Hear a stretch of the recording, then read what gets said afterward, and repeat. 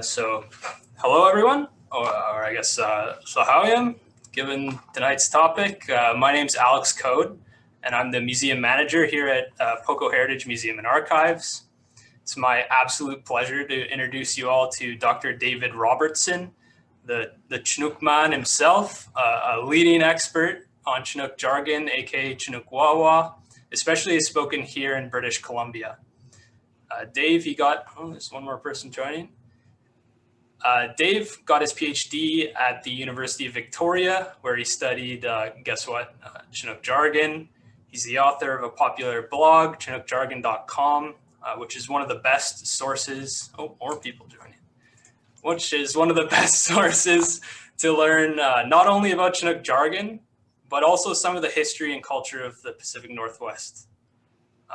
One thing before we start, I think it's important that we recognize that Poco Heritage, the museum, is located on the unceded core traditional territory of the Coquitlam First Nation, and the city of Port Coquitlam lies within the shared traditional territories of the Coast Salish peoples. Dave, I will hand it over to you, and I won't take up any more of your time. Oh, sorry, one more note. We will have questions at the end. So just if you think of anything, or maybe write it down, and we'll get to it. Unless Dave, you're taking it mid talk. Yeah, let me see here. You can hear me now, right? Yeah. Okay. Thank you. And yeah, maybe questions would work well, towards the end. What's our idea of the time frame, by the way? I saw start time, Yeah, but I always have way more to say than there is time. So we usually do about an hour. Yeah. I said till 8:15 just in case we have lots of questions. Mm-hmm. So that would be our cutoff there. Okay, great. Yeah. Thank you, Alex. Thank you, everybody. It's great to see this much interest in this topic. Chinook Jargon, or Chinuk Wawa, as it calls itself, is indeed a really fundamentally important part of BC's heritage. This language can be traced back to its very, very earliest start before there was anything called British Columbia. This would be around the 1770s or 1780s, in fact. So kind of the earliest contacts that occurred between the people of the province and these folks called drifters in most of the indigenous languages, if you can, get my drift. So the first arrival of the Euro-Americans kind of triggered this event linguistically, where a new language sprang up to address a formerly not existing need for folks to understand each other and be able to exchange not just goods, but ideas. So the folks that we're talking about at that early time, about 250 years ago, would be the Nuu-chah-nulth people of Vancouver Island. And sailing ships, coming in from some from Europe, some Spanish, many from the northeastern USA. And so you got this thing going on that we in retrospect refer to as the Nootka jargon, due to the location and the fact that it was a kind of a pidgin language. Jargon is often a synonym for a pidgin.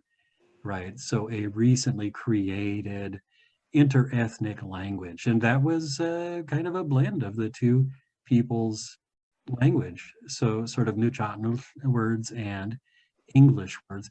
And I'm going to try not to go into too much detail of the development of the jargon, but just to say it did indeed have its birthplace in BC with, distinctly BC languages.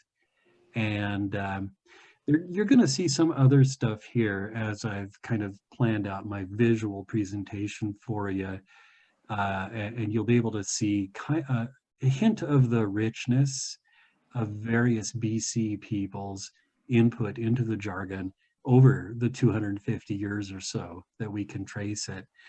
So you're going to also see, things from, let's see, sort of farther up the coast, the North Coast, and things that came in, let's say, overland, and quite a bit more. But at any rate, the jargon did continue in existence, as you know, it was carried from sort of the Vancouver Island as things happened down to the mouth of the Columbia River region.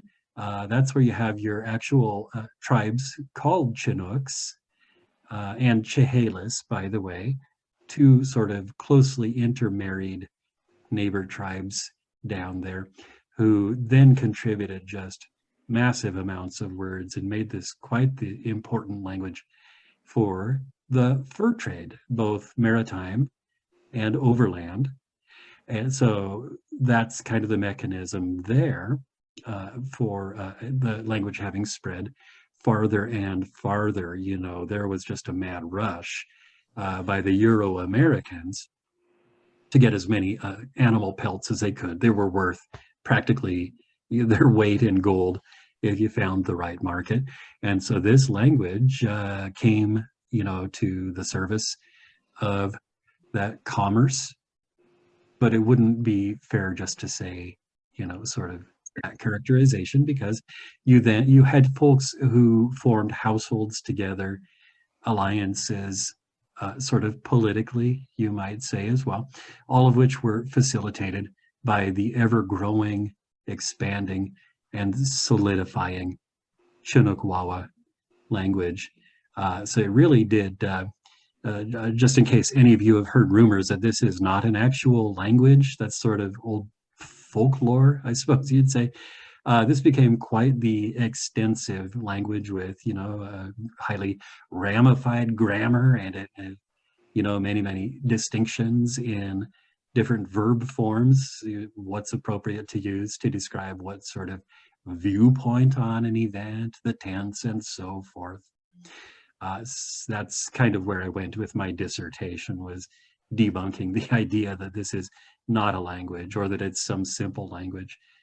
So yeah, the BC version that I described in that study is really quite substantial stuff. So substantial, in fact, that the material, the thing that sparked my dissertation research was that I found literally piles of letters written by BC Aboriginal people circa 1890 to 1915 in Chinook jargon, in, guess what, the distinctive alphabet that only BC has for Chinook jargon. It's called the Chinook Pepa. There's a word from English that came into this language. Pepa meaning, perhaps to your surprise, writing. Okay, way of writing and so forth. Not the physical item paper. So Chinook Pepa being BC's own unique, for a while extinct, but now being revived alphabet, designed specifically for Chinuk Wawa and used very popularly by many thousands of Aboriginal people of the province for about a generation, a little more than a generation. And there was also a newspaper. I might see some nods of recognition when I say the name Kamloops Wawa. Some of you may have heard of this, but yeah, out of Kamloops for, let's see, about 14 years. There was this very thriving newspaper put out quite frequently. Sometimes it was as much as weekly in the Chinook Pepa alphabet in BC's language. So what else can I say there, you know, to give a kind of a sense of the importance of this language to the province, you know. I will say one more thing about that Chinook Pepa alphabet, which is folks took it so much into their lives that there are communities where the graveyards even contain people's headstones. I mean, it's pine boards, but what's another word for it? Their grave markers are in Chinook writing, in Chinook jargon, and no other language, no other alphabet. It's kind of I think, a rich indicator of the importance of this language. Now, I think I want to go into sharing screen here. Looks like I have You that. should be able to, yeah. Thank you very much. Let's put this Heritage Week slide up here. And so I thought I would kind of put the rest of the substance of this into a couple sections. Section number one, the once and future BC language. So as I say, the once part would be sort of, it was born in BC, and it continued through time. It's being revived now. One of the people who's involved in that quite actively, in fact, is your host, Alex Code here. He's become quite fluent in both speaking and in reading and writing the Chinook alphabet. Is it all right if I mention Chinook Wawa briefly? Sure, if you want to. Alex has even managed to start up a new newspaper. It's distributed online, called Chinook Wawa. I won't explain it for those who don't get the joke yet. Study Chinuk Wawa. But yeah, he's writing it in this amazing alphabet of BC, bringing the language very much back to life, along with, I should say, about, by my estimate, about 2,500 people in the world now becoming pretty darn good at speaking and understanding this language just in about the last 25 years. Thank you, Internet. The Internet has made a big difference. And I'm going to stop sharing this, put up a sample of BC's Chinook alphabet, if I can figure out. Well, I had a screen up here of a web page. It's not showing on my menu of options, so skip that. Back to the BC Heritage Week slide. We'll get around to that.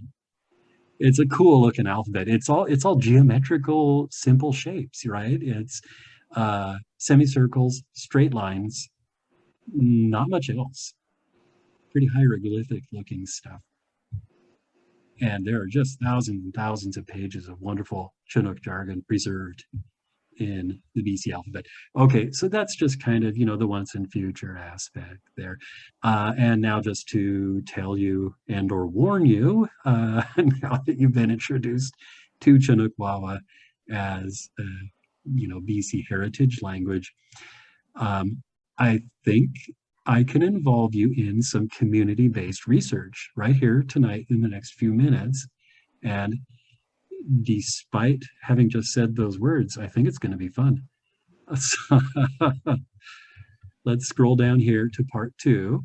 Then the research I'm talking about is I can show you a quote-unquote grammar of Chinookisms in BC. It's really, not grammatical rules, a list of words I want to throw at you, see if you recognize some of these, and then we'll do something with those words, okay? And at that point, we'll have you, I suppose, unmuting one by one or contributing to the chat function in here. But we'll get to that, okay? Alphabetically arranged in kind of the ways that these Chinook jargon words are most commonly spelled in environments that BC folks would encounter. We have Alki.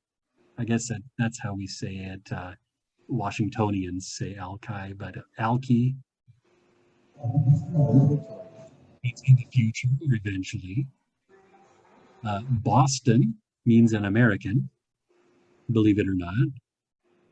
And that has a lot to do with the history of things. Like I said, the early commercial ships coming out to the coast from Boston, from the Northeast USA. Chikamin means metal or money, and I've got this word highlighted in this particular color. Now that's showing you that's one of these new Chinook words.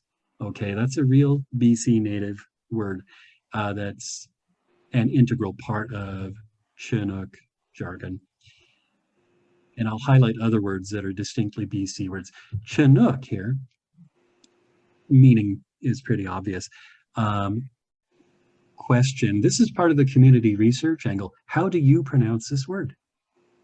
I would love to know. Maybe we'll get that into the chat here or somewhere else. Chuck, you may have heard this. Well, that's another new Chinook word of Chinook that came into and became Chinuk Wawa. It's water. Chuck is water, or any body of water. Cultus, worthless, no good, bad. Dollar, pretty simple, right? It doesn't just mean dollar, it means money as well. Halo, I shaded this a different color because it's not New Chinook, it's another native language of BC, Haida. And it's the basic word for none or no, not. That's kind of cool. Way up there on the coast, there's that contribution to this Chinook jargon. Hayu, or Hayu, is New Chinook again, and it's lots of, or many, much, etc. Hayak is means fast or hurry. Again, you may be recognizing some of these. If I didn't have the screen share function up, I might see some heads nodding already. Hayas is big or very. Ikt is one. Ilahi is a place or a land or dirt. Ipsut is hidden or secret. Kalaitan is arrow. Not Canada, but Kanaka here. Kanaka is Hawaiians, Pacific Islanders. There were plenty of them in BC in the historical period. Katsuk is middle. This word spelled a bunch of different ways here. Kikwali is below, underneath, etc. King George is a word for British people, and by extension, for Canadians, at least Western Canadians. Kinnikinnick, look at this. Here's a highlighted word. It's, some of you know this plant by that name. It's the bearberry, Arctostaphylos uva ursi. And I've highlighted it yet another color because it's from an indigenous language that's been important in BC historically. That's Cree, from the Cree language. Klahauya is the famous sort of hello, goodbye word. It works like aloha in Hawaiian. Klonas, maybe. Klush or klosh is good. Kluchman, or some people shortened it to kluch, although that was not very complimentary. That's woman or female. Kanamaxt is together. Here's some more shading. Libado shingle, malaqua for mosquito. I've shaded that the same as a kinnikinnick, and the reason there is both the Cree and the French parts of Chinuk Wawa tended to come in from the same people. Historically, the Métis people who were the majority of the fur trade workers. So I'm shading those both the same color as another, sort of historically important indigenous segment of BC. Man, extra points if you can figure out what language this word comes from. It means man or person. Memalus, what have you, is dead or die, or a corpse, a dead person. Masachi is evil or bad. Moxt is the number 2. Mawich, another native word. This is in that shading for New Chinook words from Vancouver Island. Mawich for deer, and really any animal. Nanich is to see or look or watch or do anything with your eyes, I guess. Nose for both your nose on your face, and geographical, a tip or a point of land, and really the tip of any object too. Nowitka, indeed, truly. It can be the word for yes for many people. Olala, or olala, is berries. Yet another shading color here, because this word has been said to come from the Hailtsuk language, or spoken around Bella Bella, again, way up there on the coast of BC. It's also quite similar to some BC Coast Salish words for berries, so that's quite something. Pill means red. Pill, two pills is blood. Potlatch, very well-known word. From Nuchanos is a gift or to give something. Sachali is above or uphill, up, etc., etc. Salt is an English word that became part of Chinuk Wawa. It's a very mixed language, you see. Probably 5 major languages playing a part in composing this language. Sinamoxt is another number. It's 7, and then if you need to say half, that'd be Sitcom. Sawash or Saiwash is Indian, Aboriginal person. I think we're going to get into that. I sketched out extra notes about that. Skin from English is a skin or a pelt, right? A fur. Skookum, or sometimes shortened to skook, is strong or a spirit being, sometimes used to mean wonderful, awesome, excellent. Snas, rain, from Nuchanos. Tachem, 6. Penis is little, small, etc. Tilham is people or friends or friend, singular or plural. To cope is white, and let's see what else we have here. Tokti or Tokatik, it can be spelled is lovely, pretty. Tamanoas is a spirit power, a guardian spirit. Doach is bright. Tsiatko is maybe a Sasquatch. Tum-tum can be heart. It's also a verb, to feel or to think, to believe. Okay, Taihi from Nuchanos is chief or boss. And the last word that I included, this is a pretty select list, believe it or not. So Ye. Ye is another old jargon word for Hawaiian person. Now, I wanted to throw forth some examples how we use these words in BC, all right? So scrolling to that section there. And I do assume you have recognized a number of these already. So Skookumchuck Narrows is a place on the coast. Oh gosh, what is that, near Seashelt, Gibson's? Tennis Lake would be more sort of the interior, the old Caribou Wagon Road.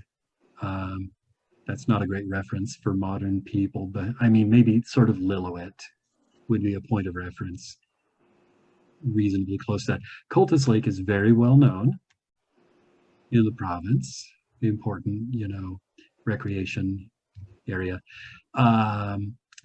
So, oh yeah, just to say, Skookumchuck then, okay, that's strong water, okay? Strong water, and that refers to a feature of the landscape there. It's tidal rapids. It's an area where the tide gets really strong. Tennis Lake, well, from our vocabulary up above, which unfortunately is not in view at the moment, that's Little Lake. Cultus, we learned above, is no good lake or worthless. It could mean, don't bother using it, because the story behind it is said to be an indigenous belief that there is a real fairly dangerous monster, spirit being that lives in it. Potatoes Ilahi is the name of a road that I've driven by. It's near Spence's Bridge, so again, up in the interior. And potatoes is actually a word of the jargon in BC. Ilahi, again, meaning a place. So it's the potato place. In English, local people call it potato gardens. some of you may have encountered this is pronounced in Kamloops, they say Sahali. And if you've been there, you know, from driving into town, you look up at it. Sahali is up or above in the jargon. Another famous place, and I think the source of some controversy lately, Siwash Rock, that's Indian rock, okay, word for native person. And I'm going to go more into that word. Looks like I will have time for that. I thought it was kind of an interesting case study to dwell on.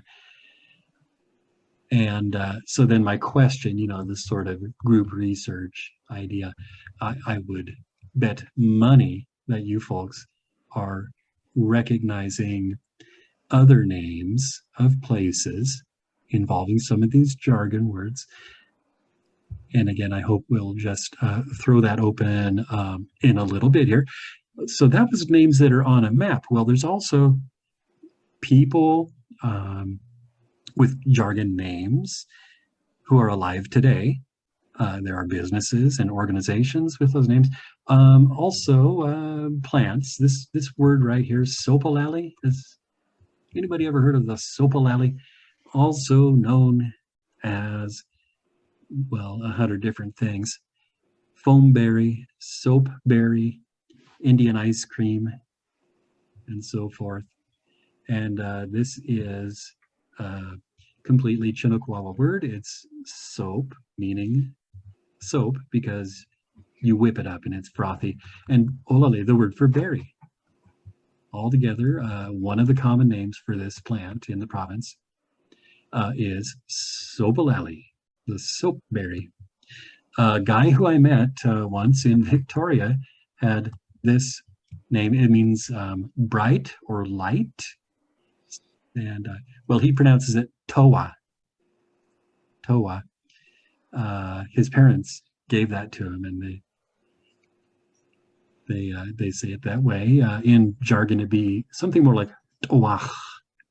Toach. I would guarantee several of you here have read the Taiyi. That's a major presence in the province's journalism. Bet you've been, some of you, to Tillicum Center. Used to shop there for Christmas presents when I was going to University of Victoria. There's another mall with a jargon name. It's Chocomica. And that's kind of funny. It means something like, come here, you. That's over in Nelson. There's some other jargon name places over there. The Hyaks, this is originally, this is a fire department in early New West, the Hyaks, and that's hurry. That's the word for hurry.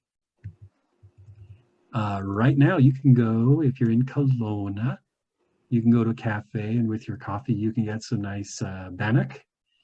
It's a native-owned cafe, the Kikuli, and that's a neat one there. It's that, again, the Kikuli word means below or under. Well, it's old word, you know, for the traditional pit houses that people constructed in traditional times. So the Kikuli is kind of this connotation of a real homey place there, down home, so to speak. The HMCS, Her Majesty's Canadian Ship, Nootka, has a motto in the Chinook jargon. It's, I'm just going to say it this way, Tiki Mamuk Salix, and that's ready to fight. Kind of a classic sort of thing to put on a warship, tack onto a warship there. Tiki Mamuk Salix, ready to fight. A couple more, these are more joking, but Kick Willie Road is a song by April Wine. Wonderful, you know, reference there. And I always wondered if it was this, you know, Kick Willie from jargon. I did a bunch of research. I was very disappointed.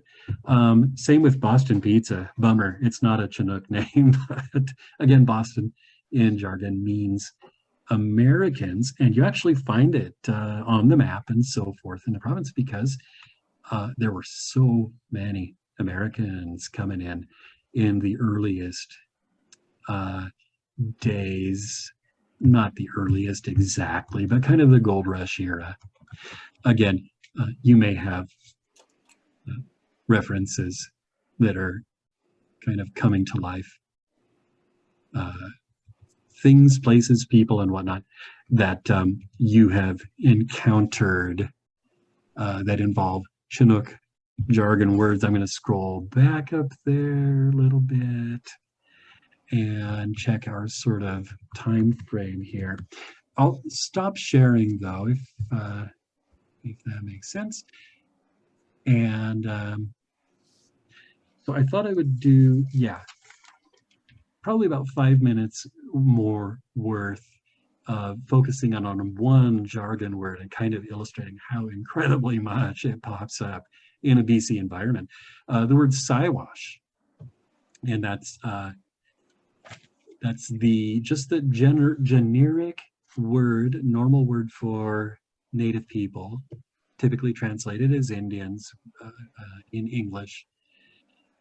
And it comes from a French Canadian word. It was typical in olden times that French Canadians and Métis people as well referred in French to Aboriginal folks as sauvage, right? That's a lot of English speakers get quite concerned about that. Understandably, it's, a cognate of the English word savage, savages. However, it happens to have been just kind of the most neutral word that people used for that concept in those days. And it came into, anyway, because of the importance of your French Canadians and Métis in particular people. That's a core word of Chinuk Wawa.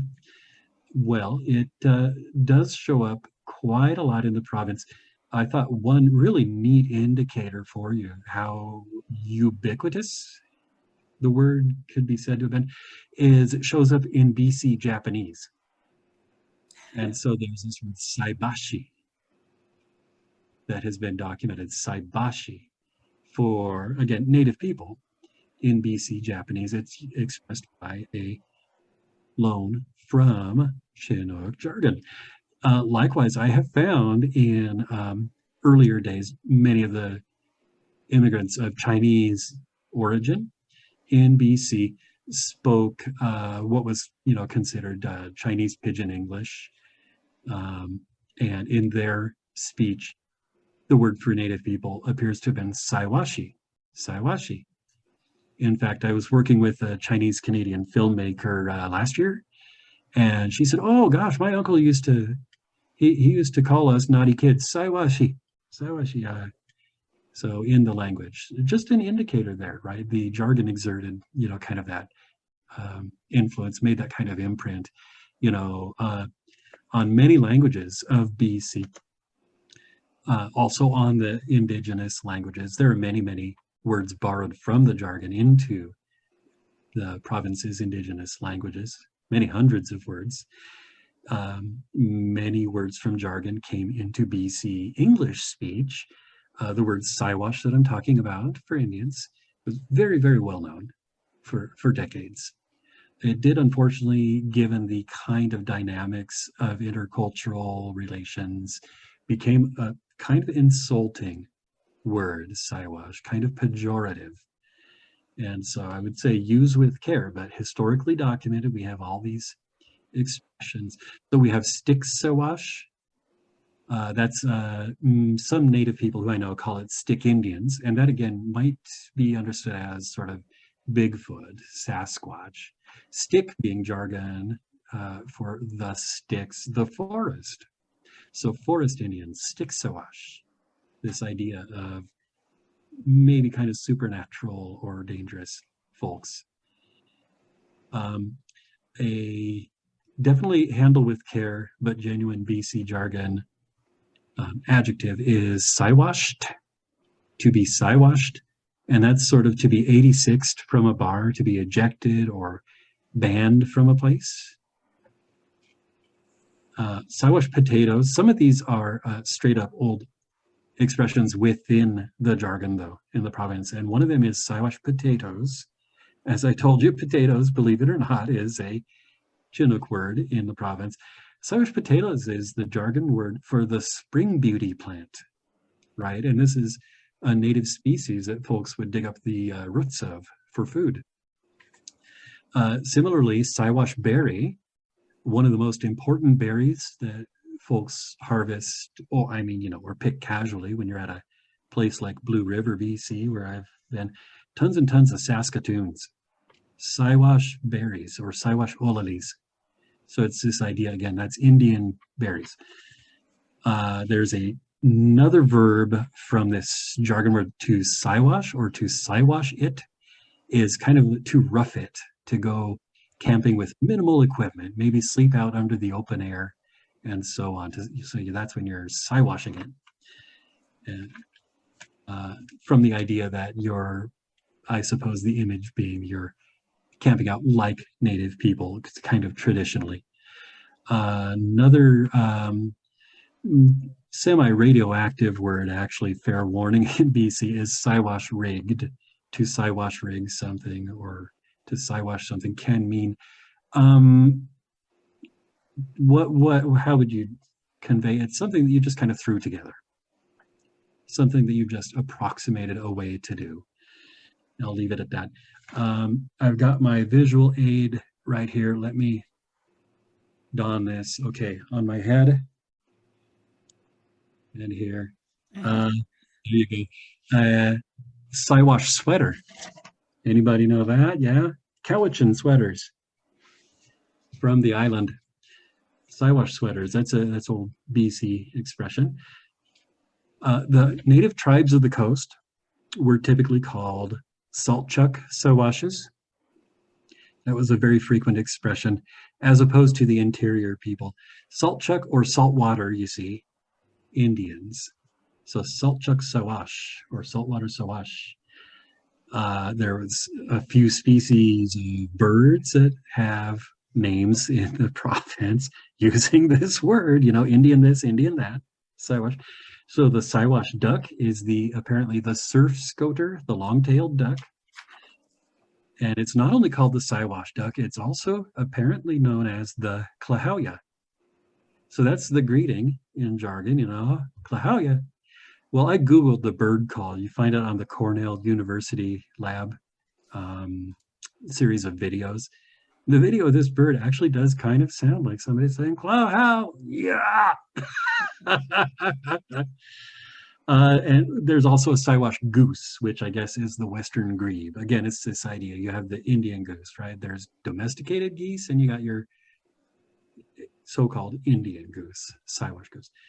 I'll finish up this kind of, diversion into the heavy presence of the word Siwash from jargon in the province with this fact.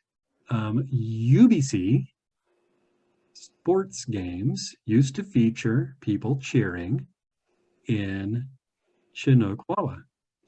And it went something like this. Honestly, yeah. Kitsilano, Capilano, Siwash Squaw, Klahowya, Tillicum, Skookum Wa, Hayu, Mamuk, Muckamuck, Zip. Go UBC. And with that, that's, the kind of meat and potatoes of what I kind of outlined to throw at you and kind of get your gears going. But I really do hope we can, just turn this kind of over to Alex, hey, as moderator, see if folks, if things come to mind for you, places or things that you've realized are named in the jargon around you. And also, how do you say that word, Chinook? How do you pronounce that? I'm going to mute myself for a moment, okay? While Alex takes it. Sure thing. Well, does anybody have anything off the top of their head? I personally would say it's Chinook, like with an SH instead of a Chinook or something like that. And immediately what I thought of was Boston Bar, one more place name. On the Fraser River, Boston Bar. Mm-hmm. Because American miners came there in the around 1858 and mined there, Boston's. In the interior, there's Olalla, which is in the lake country in the Okanagan, and there's also by Sicamous, the district of Malaqua, which certainly does fit the name of mosquito.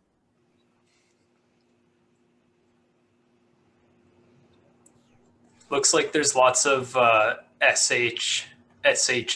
I don't see anyone saying Oh yeah, ch. that's quite interesting, you guys. Thank you. This is useful linguistic info. I would say Chinook, just because, I don't know, that's probably the way I've heard it the most. And also wondering about the other place up, the Fraser Canyon Spasm. Yeah. Like where spasm, the name spasm itself comes from? Yeah. Okay, yeah. I mean, that's actually come across my desk before, and spasm turns out to be a Thompson Salish word that it's a language called Ntlakatmachjin. The word means bird, as far as I understand, birds. Yeah, but not more and more Chinooks. I personally, I can't even really think of a time where I've ever heard somebody say a CH, like in person. In English. In English, yeah. No, Chinook. I'm seeing a name of a charitable organization called Tilikum Lalem in Nanaimo. That's a blend of Chinook and the local Salish, the Hulkaminam language. I believe that's friend house. Lalem, I believe, is house. Faith, yeah, of course. If you can type it out or ask your question. Yeah, please. Please go ahead. I can type it out. It might just be easier to ask it. Yeah, I am fascinated by this language, like insanely fascinated by it. And I read an article from the 60s that said that basically when you were going to become like a secretary or something at a business in BC in the 50s, you had to know Chinook because it was the trade language, right? Not just, just even in business, right? When you're communicating with buyers and sellers. But the question I had two questions. One is, are there any cross transferences of Chinese words into Chinook? There's always been rumors to that effect, and I haven't really found them. To try and satisfy a customer, though, I can say that there's lots of documentation that folks speaking Chinese Pidgin English mixed in a ton of Chinook into their Chinese Pidgin English. Okay, but not coming from Chinese. Okay, and the other question I had was why? I just was reading something about the Klondike just yesterday, and there seems to be like a Haida Chinook. Is that true? Is there such a distinct regional variation that there's like a Haida Chinook plus a lower mainland Chinook? Well, I bet people could hear an accent if you were, say, a first language Haida speaker. Okay. So it's and accent. Possibly maybe that's what was meant. Okay. But I don't know of any significant differences, really. Okay. It's actually astonishing to me how consistent BC is as its own dialect of the jargon. I see the same really characteristic words just in BC, but man, all the way from Haida Gwaii, to the Kootenays. Okay. Interesting. Okay. Thank you. Great questions, you guys. Thank you. Faith, maybe is the thing you heard about Haida Jargon, because that wasn't that a trade language up in Haida Gwaii, the Haida Jargon. Yeah, I guess that's what it is. So it's just called Haida Jargon, not Haida Chinook. Yeah, because I don't think that was it really related to Chinook. That was just like That was before Chinook Yeah. Jargon, you know? Thank you. There was, that's a really interesting thing to bring up. Thank you for thinking of that. There was a pidgin language, oh gosh, 1830s, 40s, among, you know, fur traders and Haida folks, based almost entirely on just the Haida language. I did mention the word halo in jargon. One word, apparently from the old Haida jargon, did become this halo, you know, the basic negative word in Chinook. So that's kind of a cool connection, yeah. Interesting. There's a couple more questions in the chat, Dave, as well. Oh, sorry, but someone was going. Okay, yeah. So as to the question, if there were kind of indigenous trading languages before European contact, that's a perennial question of enormous interest. In brief, I have been poking away, you know, for a quarter century, I guess, trying to get some idea about that. There's no evidence. You know, there's nobody even saying that there was that. You know, when you get into things like oral histories from Aboriginal folks, which typically reveal tremendous, you know, brilliant detail going back many, many generations before Europeans were here. We just find the record is silent about whether there was an Aboriginal trade language before. And moreover, my sense, you know, as you know, less of a professional anthropologist than linguist, is the cultural situation throughout the Northwest was one where a pidgin language, a contact language, would have not been needed because you, as a rule, married into neighboring ethnic groups. You always had a relative who could interpret for you, in other words, in that language, rather than needing to come up with a third shared language. Let's see, Ulukan, somebody asked about Ulukan. Yeah, that's considered a Chinuk Wawa word, the candlefish, you know, sometimes spelled as if it was ancient Greek or something, you know, Ulukan. But that's an old kind of lower Chinook and Chehalis word, Ulkan. You had mentioned earlier that this jargon language is comprised of 5 major languages. I can guess 3 of them. What are the other 2? Yeah, and I was estimating. It depends where you draw the line, but boy, oh boy, there is a ton of Nuchanov, lower Chinookan, lower Chehalis. It's a Salish language of Southwest Washington, Canadian or Métis French, Sailors English, and later on other kinds of English. That's 5 right there. There's some other languages that made notable contributions, but not quite as huge. Like each of those that I mentioned is probably about 1/5 of the basic vocabulary of the language. Yeah. So it was really interesting too. Sorry, I'm not trying to take over this, but you had mentioned that there were words for Hawaiian people. Were there Hawaiian words in the language as well, considering that the Hawaiians were such a big part of the Hudson's Bay? Or yeah, and I showed you all of them. Oh, you did? I missed that. I was making my dinner. I'm sorry. Okay, never mind. So it's easy to go through them. It's Kanaka, which is the word for Pacific Islanders. Oh, okay. And So that's a word that's in their own language. yeah, that's from, you know, Hawaiian. Gotcha. Okay. It's a distinctly Hawaiian word. You can tell. Okay. I mean, linguists can tell. Okay. Hawaii, I put on the list, and that's a pronunciation of Hawaii. Okay.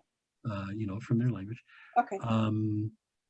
There was another. Oh yeah, some folks Chinuk Wawa had the word Wahoo, and it was used for Hawaiian people. It's, you know, from the island of Oahu. Yeah. Cool. Yeah. Okay. But those are the only Hawaiian words we can demonstrate. Yeah. Okay. Thanks. So my understanding is the Chinooks that you know, come through in Alberta, the warm winds or whatever. That's what that's what that means. Is that the same as like this Chinook? Are those the same words? Yeah, that expression, Chinook wind, goes way back. I've looked into that as well. It comes from the idea, in kind of the old times when, again, sort of Fort Vancouver down on the Columbia River, modern day Vancouver, Washington area. That was kind of the capital, right, of British North America, the center of Chinook jargon culture, and so on and so on. At any rate, just to say it's in that environment where people, took it into their heads. Gosh, when there's a warm wind, it comes from there. It comes from the ocean direction, comes from where the lower Chinook people live. So it's a Chinook wind, would be the idea. That's how that came about. And how interesting, isn't it, right? It got kind of imported way up to Alberta, also for a west wind, right? A wind from the coast that warms things and melts snow. Okay. The written Chinook paper, I wish I had been able to share. Alex, do you think? I might be able to pull something up. The way it was developed and came about was it was inspired by this one missionary priest's schoolboy experience in France, where shorthand was all the rage in the mid 1800s, and he developed a modified version of French shorthand with its wonderful simple symbols, on the theory that folks here who had never been able to read or write before would be picking that up quickly. And he was right. Folks learned to read in like a day with this. Here, illustration. I got something for you. Here's the Chinook Rudiments. So it's like a dictionary / teaching book, but you can see it's got the, here, this is a bad spot. These are all the English words. So it's got the Latin alphabet on the left here. But this is the Chinook word, and then in Chinook Pepa, and then the English. It's like Pittman shorthand. Kind of similar, yeah. It's an alphabetic shorthand, just to specify, unlike some which are more funny abbreviations and so on. Yeah. How many different markings are there? I can. What is it? It's about 35 or so letters, maybe. Oh wow. Maybe less than that. That's funny. I don't know if I've counted lately. Yeah. here's a couple dozen. The list of them here. Yeah. So are there many people that actually speak this language, right? Like still today? There are now, yeah. There have come to be quite a lot because of the efforts. I like to always mention, give due credit. The Grand Ronde tribe, south of Portland, Oregon, has this as their heritage language. Interestingly, it became their tribal language, and the old tribal languages fell away. And thus it's been that the Grand Ronde tribe since the late 90s has created really great learning materials and been just very vigorous getting out there, teaching university classes and all levels on down. They have kids growing up in immersion preschool, talking nothing but the language.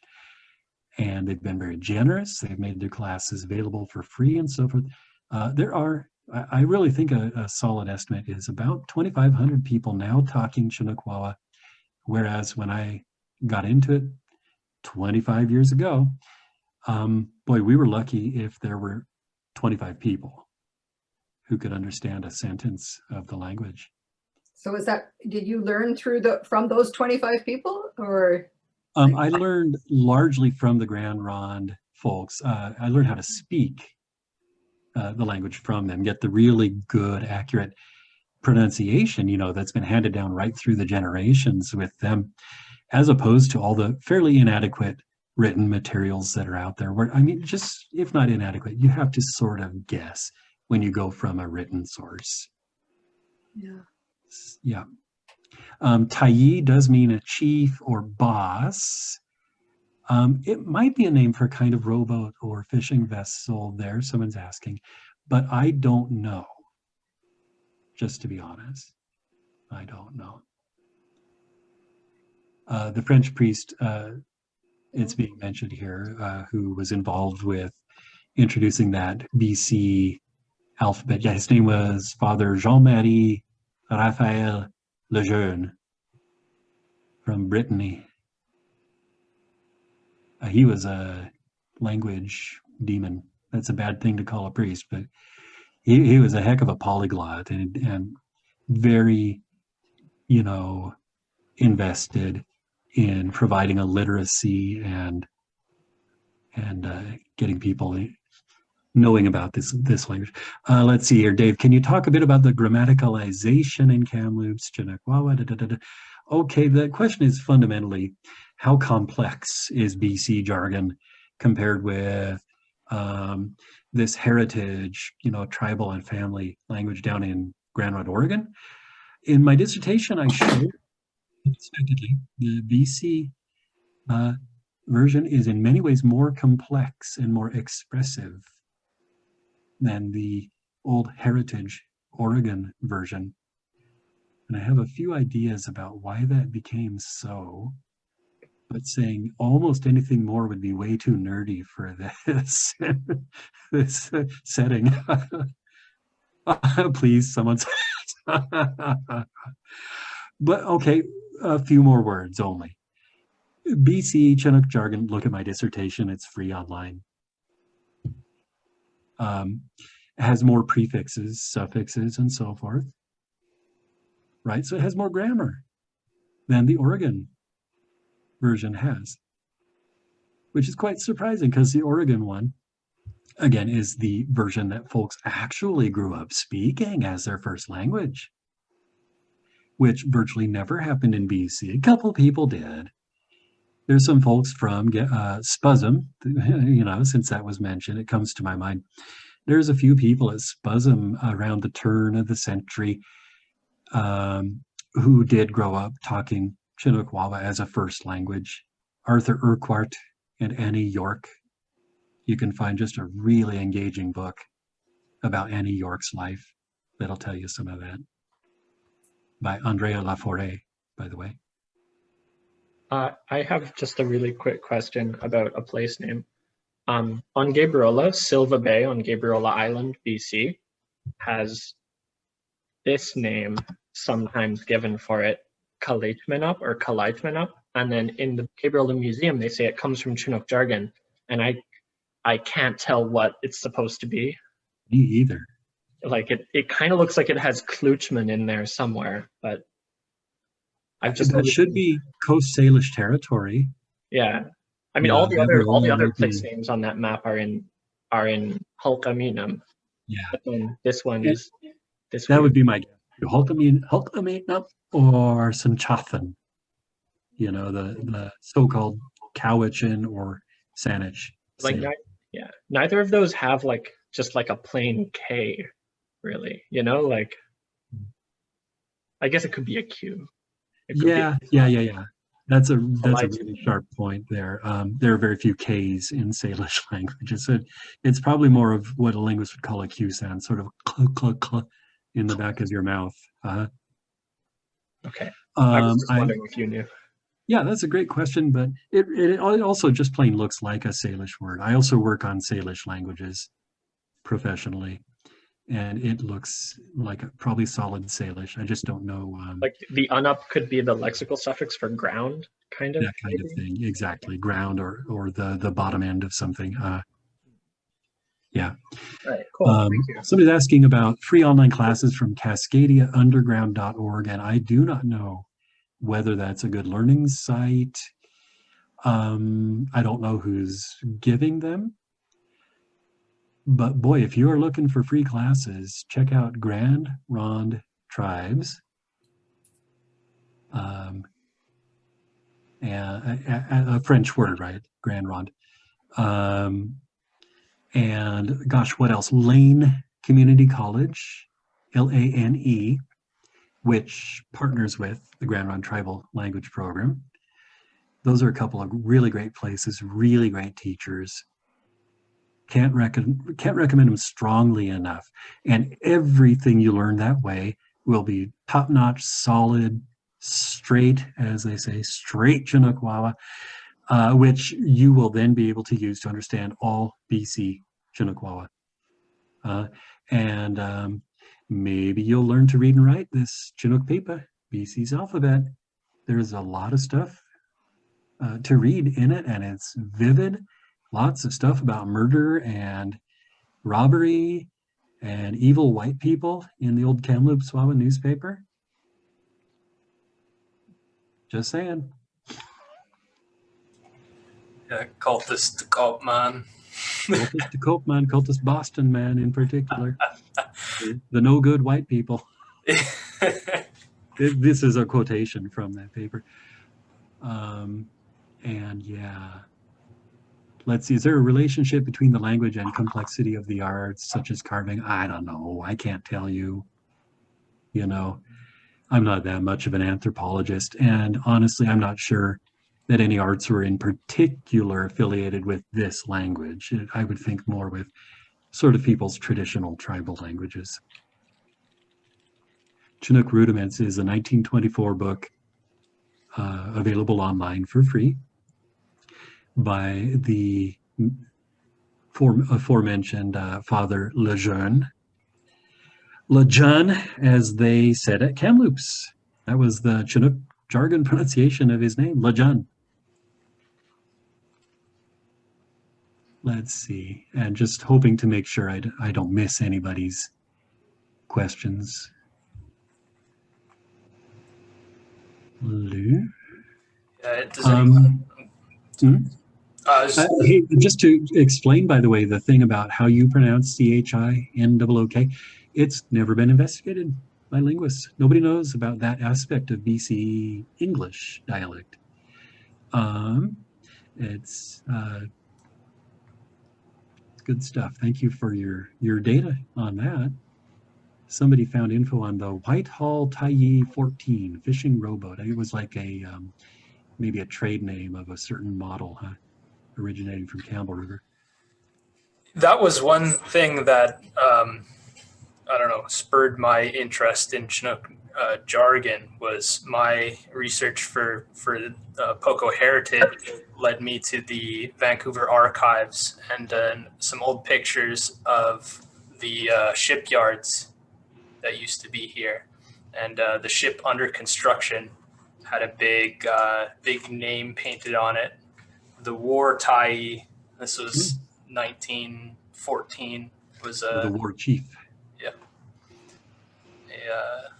Yeah, I bet if you guys go to the waterfront, you know, any of the waterfronts on the BC coast, I've had the experience in Bellingham, Washington. Sure as shooting, you walk those docks, you're going to find 5 boats with Chinook names.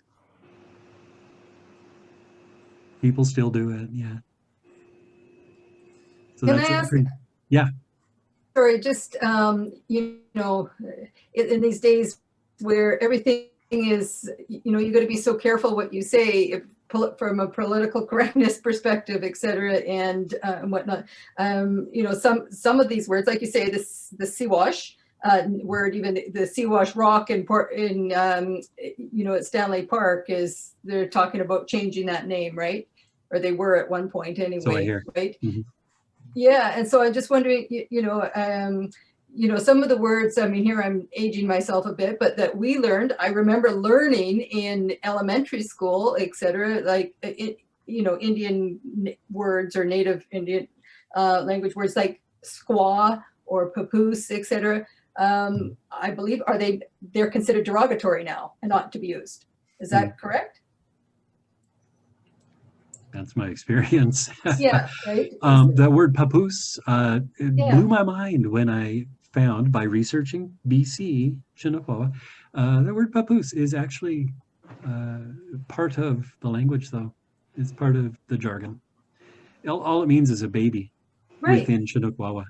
So how is that? I get, I just have a hard time understanding how that is inappropriate to call to use the word papoose to reference a baby then.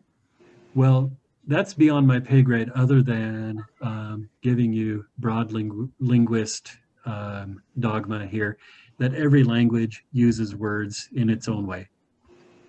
So something that can mean just, neutrally baby in Chinuk Wawa, or Aboriginal person in Chinuk Wawa, can indeed be offensive in another language. You've got different, circumstances, different relationship dynamics that go on. Yeah, that happens everywhere, all over the world, this sort of thing.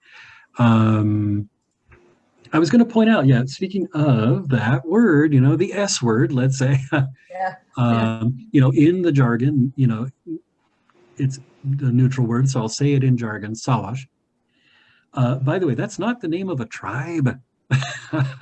You're going to find in 100 old books references, to the Siwash tribe, the Siwash people, the Siwash language, and so on.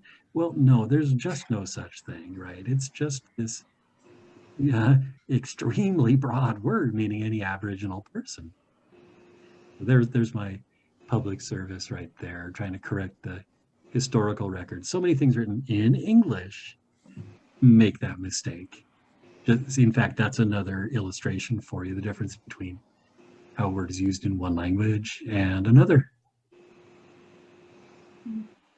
I'm sure our time is running right up there. Yeah, so we have a few minutes left if somebody has one last question. But just not so much of a bit of a question, if I may. When I was younger, I'm in my 50s, and I grew up in the Lower Mainland. And when I was younger, I remember hearing the word skookum a lot as an expression for something really awesome. And somebody once told me it meant great big honking fish, which is funny because you would say skookum, I guess, if you caught one. But but I haven't heard anybody use that term in a long time. Has anybody else been hearing that as a slang, like that chant, that UBC chant that you mentioned? I remember that really rung a bell. I've heard that before, I think. Here's me listening to all of you, providing me with data on how BC people talk. Everybody go, my father-in-law says it all the time. Yeah, I've been hearing it for years. Yeah, I'm pretty young, and I grew up using the word skookum, like on Gabriel Island. Yeah, I use it a lot too. I use it. Yeah, my family uses it. You guys just say skookum. Yeah, if something's great or something, it's just like this is really skookum. Yeah, like if you're tying something to the roof of your car and you want to ask if it's down pat or not. It's skookum. Yeah. I think it means very sturdy. Yeah. And this has, I'll interject because words always have histories. They carry the histories with them, believe me. So the fact that skookum kind of started out in jargon meaning strong, you see, it still carries over, right? So it's a big fish because that's a strong one that fought you when you caught it, right? And it's something tied up really well because you had to really get skookum on, right? Kind of cool, right? The history is carried in the word, how you guys use it. There's a right and a wrong way to use skookum, huh? Yeah, I think when I said that I heard skookum to mean great big fish, I was also kind of connecting it because, like others have said, I've heard the word skookum for anything that's really great, really awesome. So that kind of blends that, strong, that meaning of strong with awesome. I think so. What about Minikata? Is that one of the? I don't know that as jargon. Okay. I saw it on a map coincidentally today, and it looked to me like one of these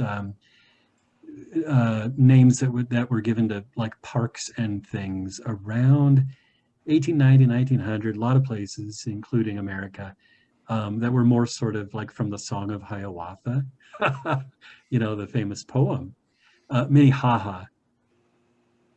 is from that poem. And I wonder if Minikata is another reference to it or something. So our time has unfortunately run out, but I'm sure we could keep asking Dave questions all night. Thank you so much, Dave. It was very informative, and thank you everyone else. Had some great questions. I certainly learned a lot. But I think we're gonna have to end it there. Okay, I'm typing so you can see it. The way to say thanks very much. Looks like some people are beating you to it. Yeah, and I'm putting it in kind of an older spelling that you'll see in dictionaries that you probably have already seen. If you haven't, the other spelling there is people that have the Grand Ron Dictionary, which is super awesome, by the way. Hayumasi, that's how you say it, everybody. Hayumasi. And I was taught by the Grand Ron, people to give this gesture. Hayumasi. Hayumasi. Great session. Hayumasi. It's just like what the Musqueam do. This thing. Coastal thing, yeah. And Tom Muchley, I see over there. That's great. Yeah. Well, there's a new one for me. Just British. It's lovely. Thank you very much. Thanks, Brian. All right, everyone. Well, Mossy for coming out. You guessed it was me. Thank you very much. Thank you. It's been very, very fun. Thank you all. Thank you. Thank you. Bye-bye. All right. I'm going to hit the red button. Thanks. Bye. Bye-bye. Slahaya.